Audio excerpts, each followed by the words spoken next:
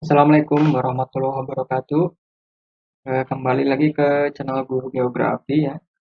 Kita akan coba melanjutkan untuk membahas contoh ini soal US yang tahun 2021 ya, untuk DKI Jakarta. Dan sebetulnya ini di daerah lain juga se-Indonesia nggak terlalu jauh sih ya. Pastinya mirip-mirip gitu ya. Sebelumnya kan udah dibahas dari nomor 1 sampai 25. Nah, kita sekarang akan lanjut lagi ya. Mudah-mudahan ya bisa membantu kalian untuk lebih cepat memahami tentang bagaimana soal-soal geografi. Oke, 26 ini tentang dinamika kependudukan ya. Disajikan indikatornya ya. Disajikan informasi aktivitas memperoleh data kependudukan. Peserta didik dapat menentukan jenis dan metodenya. Oke. Di sini ada paragraf ya biasa. Petugas Dinas Kependudukan sedang mewawancarai Pak Abraham yang tinggal di Bekasi. Saat itu sedang berlangsung pendataan di wilayah tersebut. Petugas mencatat jawaban satu persatu yang diberikan oleh Pak Abraham. Jenis dan metode pelaksanaan pengambilan data kependudukan menggunakan apa? Nah, ini awas ya, jangan tertukar. Ada yang namanya jenis sensus, ada yang metode pengambilan sampelnya. Beda ya. Kalau jenis sensus itu de facto de jure. Kalau metode untuk mengambil datanya itu canvasser atau householder gitu ya. Nah, oke. Lihat aja paragrafnya ini masih paham atau enggak nih? Ya, saya ulang ya. Sensus de jure itu kan sensus kata kuncinya aja biar cepet nih ya. Sensus berdasarkan KTP tempat tinggal yang resmi gitu ya. Jadi kalau bukan KTP tidak akan masuk data. Jadi harus sesuai KTP. Ya kan berdasarkan wilayah hukum dia di alamatnya itu benar nggak? Kalau sensus de facto berdasarkan orang yang di apa ya eh, dijumpai oleh petugas sensus ketika itu. Misalkan kamu orang Bekasi tapi kamu lagi di Jakarta. Nah, kebetulan ada petugas sensus datang hari itu. Kamu tercatat sebagai orang yang tinggal di Jakarta gitu. De facto gitu ya. Nah, gitu. Nggak berdasarkan KTP. Ya. Nah, ini kalau metode itu cara si petugas sensus mendapatkan data.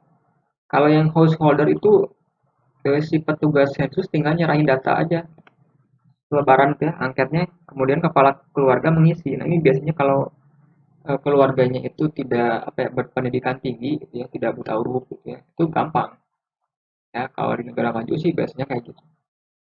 Tapi kalau yang kebanyakan kita masih canvasser ya. Jadi kalau canvasser itu kita yang menyiapkan data, menyiapkan pertanyaan ya. Kemudian nanti si apa narasumber tuh akan menjawabnya gitu. Kita nyatat, kita bertanya, orang narasumbernya keluarganya menjawab, kita catat lagi. Jadi pasif ya, jadi si kepala keluarganya itu pasif ya. Kalau yang householder itu aktif. Kita kalau petugas sensus diam aja gitu, tinggal ngasih angketnya, isi sendiri gitu ya, gitu. Itu kalau tingkat pendidikannya tinggi. Lihat aja ini. Ini kalau yang ini itu petugas dinas kependudukan sedang mewawancarai Pak Abraham yang tinggal di Kota Bekasi ya. Tinggal di Kota Bekasi. Saat itu sedang berlangsung pendataan di wilayah tersebut. Berarti ini de jure ya berdasarkan hukum kan? Ya kan? Hukum wilayahnya KTP. Berarti pada saat di Bekasi lagi ada pendataan ya Pak Abraham kan yang tinggal di Bekasi kena itu ya dataan gitu. Kemudian petugas mencatat jawaban satu persatu yang diberikan Pak Abraham. Berarti kan ini pasif. Petugasnya ngasih lempar pertanyaan, Pak Abrahamnya menjawab satu persatu. Dicatat lagi oleh petugas itu ya, itu berarti canvasser berarti jawabannya ini. Sorry, ini gitu ya. Kalau petugasnya misalkan cuma diam aja, Abraham menulis sendiri, mengisi sendiri lembar angketnya, kemudian diserahkan kembali ke petugas. Itu householder ya. Itu aja bedanya ya kata kuncinya. Householder pasif, householder aktif ya si narasumbernya, canvasser itu pasif. De jure KTP de facto berdasarkan apa sih sesuai dengan fakta ya. Jadi ketika orang tersebut ada dijumpai oleh petugas sensus di wilayah tersebut, gitu ya. Meskipun KTP-nya bukan KTP sana gitu. Oke, 27 ini piramida penduduk. Disajikan ilustrasi piramida penduduk. Peserta didik dapat memprediksi kondisi di masa yang akan datang. Bentar ya, minum dulu. Baik, kondisi demografi di masa mendatang pada jenis piramida berikut. Nah, kan udah dijelasin ya, di channel saya juga ada yang bentuk 3 bentuk piramida ya, ekspansi, stasioner, konstruktif gitu ya. Ini apa ini? Ini kan seimbang. Ini stasioner ini yang jumlah penduduk strukturnya, penduduk usia muda, dewasa, tuanya relatif seimbang nih, lihat nih. Apa yang terjadi 5 tahun yang akan mendatang? Usia harapan hidup rendah, angka kelahiran meningkat, kualitas penduduk meningkat, jumlah usia produktif menurun, jumlah penduduk relatif tetap. Oke. Ingat ya, jadi piramida penduduk itu kan menggambarkan kondisi penduduk berdasarkan ini ya, usia, kelamin, laki-laki, perempuan, ini kan komposisi biologis ya. Kemudian struktur penduduknya gitu ya. Apa yang bisa dilihat itu ini eh, jumlah penduduknya relatif tetap ya. Kalau kualitas penduduk nggak bisa dilihat di sini ya, indikatornya kan bukan ini. Kalau kualitas penduduk dan dibedakan demografi itu berkaitan dengan itu kependudukan, ini dinamikanya, dinamika pergerakan ya. Kalau piramida penduduk ya, jumlah penduduknya relatif tetap karena stabil, lihatnya stabil ya. Kalau kualitas penduduk meningkat dari mana, kita nggak tahu kalau diagram seperti ini ya. Jadi lihatnya kelahiran kemudian kematian ya. Kalau misalkan yang ekspansi kan segitiga gitu ya. Ya, ini berarti yang tuanya lebih cepat mati. Angka kesehatannya berarti tidak begitu baik gitu ya. Kalau ini kan stabil ya. Berarti menandakan bagus. Kalau yang kualitas kualitas penduduknya meningkat nggak bisa diketahui. 28 disajikan informasi mobilitas penduduk. Peserta didik dapat menentukan jenis migrasinya. Ini juga sering sih soal kayak gini. Seorang artis ternama Indonesia menikahi seorang musisi Prancis dan sekarang menetap di Prancis. Ini kan migrasi internasional. Ada migrasi lokal, ada internal, ada migrasi internasional. Kalau internasional itu ada emigrasi, imigrasi ya, kemudian remigrasi. Kalau migrasi internal di dalam satu wilayah Indonesia atau misalkan ya, itu kan urbanisasi ya, transmigrasi itu ya, komuter itu internal. Ini kan pindah ke luar negeri, eh ekspor ingetnya, berarti emigrasi kan. Kan orang kita orang Indonesia ya pergi ke luar negeri, menetap di sana, ekspor ingetnya gitu, ekspor impor itulah biar apa biar mudah gitu ya. Berarti ini emigrasi. Remigrasi itu pindah balik ya. Misalkan si ini ada kalimat tambahan nih. Setelah 5 tahun, artis tersebut kembali ke Indonesia lagi. Nah, itu remigrasi. Ya. Kalau ini internal ya, urbanisasi desa kota. Turisme itu bisa dalam satu wilayah, misalkan satu daerah Jakarta dari Tanah Abang ke Ancol itu ya turisme. Misalkan. Oke. 29 disajikan data kelompok usia produktif dan non-produktif peserta didik dapat menentukan tingkat beban ketergantungannya. Dependensi rasio. Ini nggak disuruh ngitung, cuman ya harus paham ininya sih kategorinya.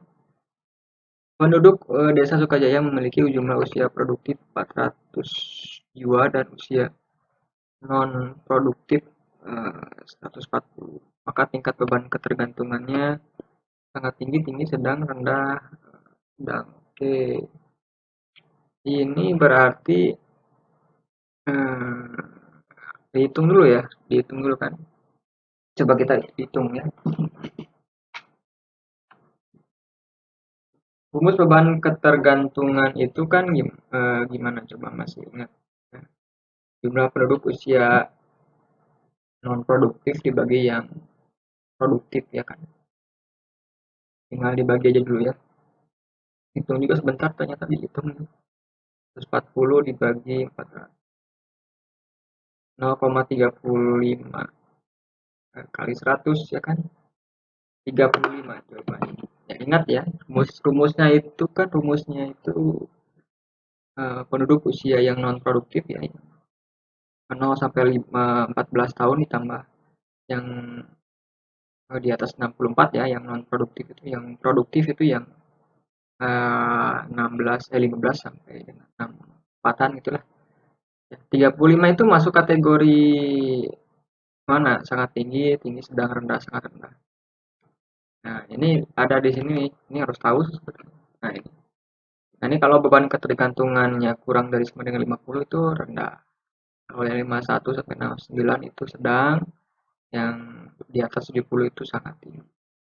Nah, jadi yang ini 35 tadi kan, yang ini dibagi ini kan dikali 100. Ya, itu jadi sangat rendah ya, bahkan sangat rendah beban ketergantungan.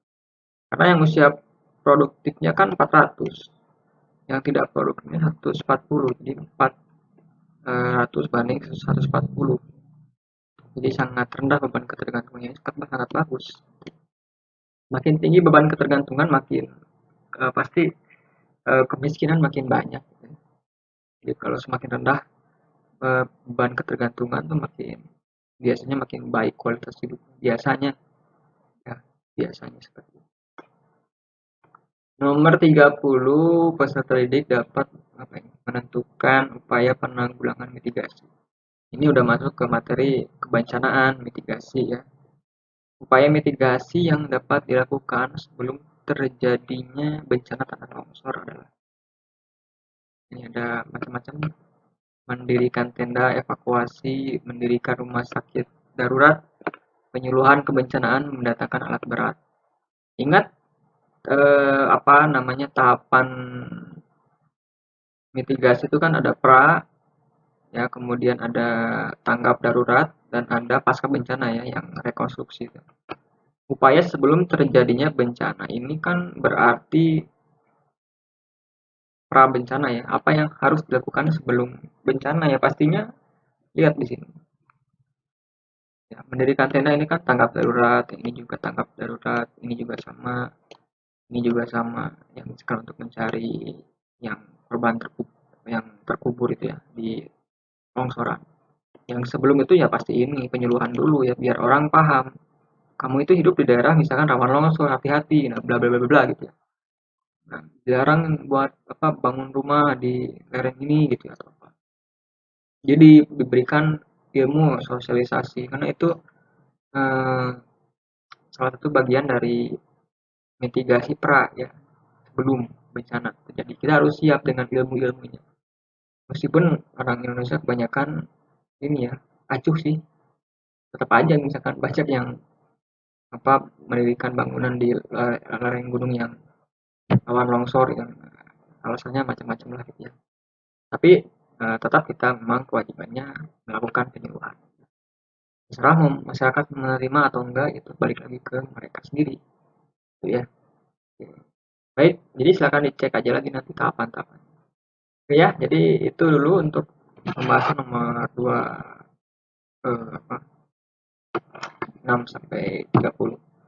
Mau cek untuk yang lainnya silakan nanti materi-materi di playlist aja ya, dicek sendiri. Atau di blog saya, di blog ini ya, di gurugeografi.id. Ini baru juga upload tadi materi untuk yang KSN ya. Lengkap materinya dari tutor KSN nasional. Itu dulu, mudah-mudahan bisa bermanfaat ya, dan semoga bisa nanti menambah pengetahuan kamu tentang geografi ya. Makin meningkat tuh kemampuan memahaminya. Terima kasih. Assalamualaikum warahmatullahi wabarakatuh.